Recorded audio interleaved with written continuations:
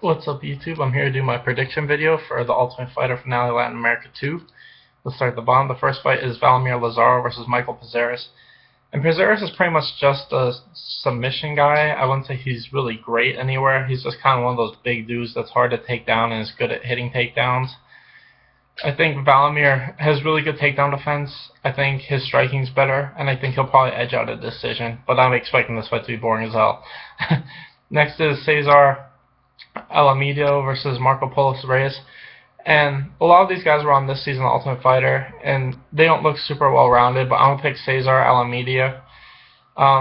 He just looks more well-rounded. It's hard for me to really, because, I mean, I don't know how much better these guys have gotten. They don't look super well-rounded. A lot of them don't have great records, but just based on what I saw on the show, I'm going to pick Cesar. Next is Vernon Ramos versus Olivier Herrera, and I'll pick Vernon Ramos. Once again, just more well-rounded. I'm sorry I'm not more specific about these fights, but I just know so little about some of these guys.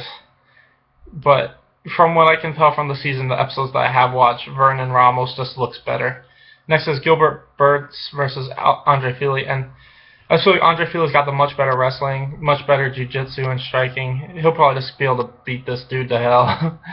So I'll pick Fili by finish, probably in the first round. Next is Scott Jorgensen versus Alejandro Perez.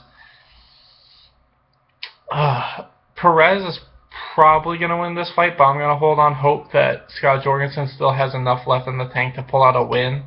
So I'm going to say Scott Jorgensen just uses his wrestling to grind out a 30-27 decision.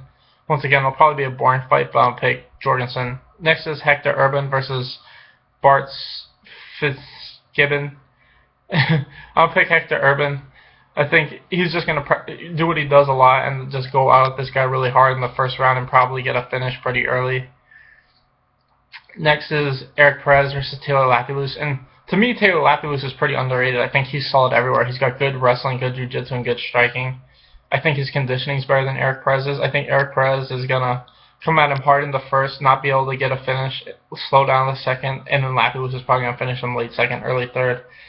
Like I think Lapilus is kind of underrated. I think he's definitely a potential top 15 guy at this weight class, but we'll have to wait and see. But he's looked good so far, and I think he'll look good in this fight too.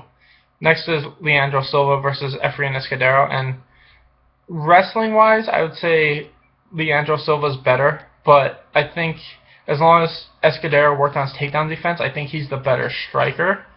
I think jiu-jitsu-wise, they're probably about even.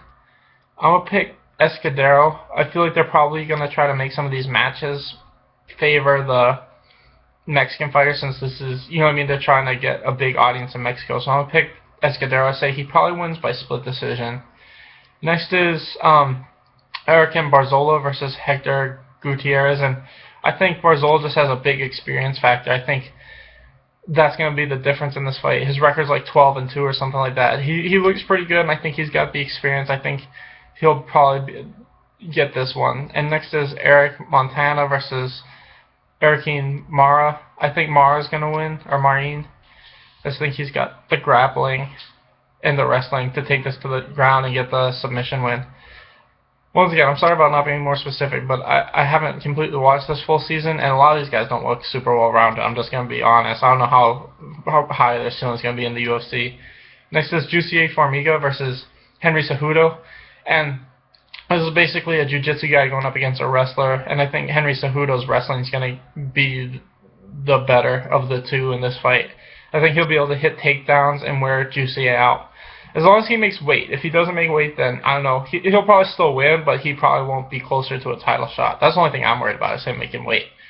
But, I think that his wrestling is better than Jussier's Formiga, and he'll probably edge out the decision. Next is Ricardo Lamas versus Diego Sanchez, and same thing. Who knows if Diego can make this weight? I don't think it matters, because I think cutting this much weight will affect his jaw. We've seen it before. When you cut too much weight, you're easier to knock out. So I wouldn't be surprised if Ricardo Lamas is actually the first person to actually knock Diego out. So I'm going to pick Ricardo Lamas. I think he's probably one of the most underrated fighters of all time. I mean, he's been in the top 5 his whole career, but people always think he's going to lose. I think he might actually be the first person to knock Diego out. That's all I'm saying. Cutting this much weight.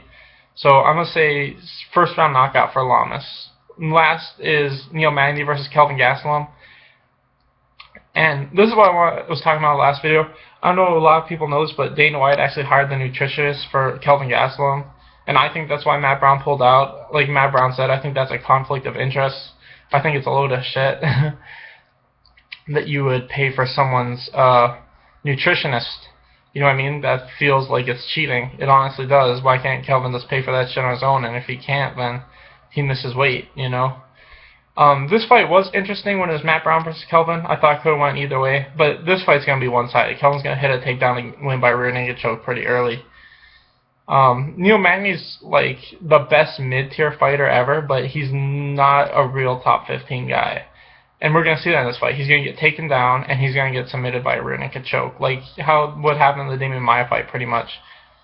Anyway, thanks for watching, guys. Please like and subscribe. Sorry this card doesn't look super exciting in my opinion, but I'm still going to watch it. I love watching fights.